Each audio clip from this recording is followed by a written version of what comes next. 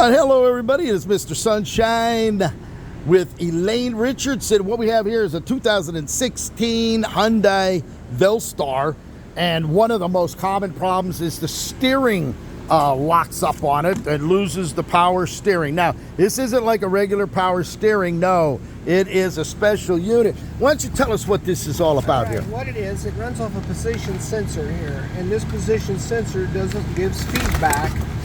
It runs an electric motor, and this module here, it communicates and organizes it all. But what happens, there's a couple failure points. Inside here, there is a rubber gear, or like a rubberized gear grommet. That fails a lot of times and goes bad and strips out. In this particular case, then you'd have to separate this. In this particular case, this sensor went bad. So you have to dismantle the whole... So what do you have to do? Take the whole steering column out. You got to pull the whole column out. Steering wheel, everything all comes out. And when you remove everything, you have to replace this. But the problem is a lot of times...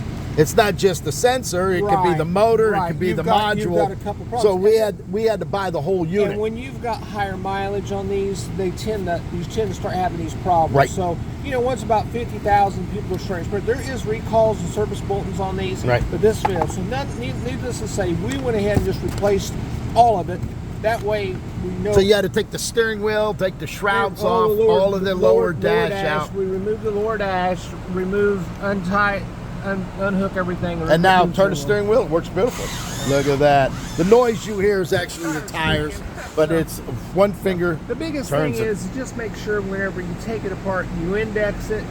It's got a hook where you can take and pivot it to. Beautiful. But, yeah, excellent job, Elaine. You're the master mechanic.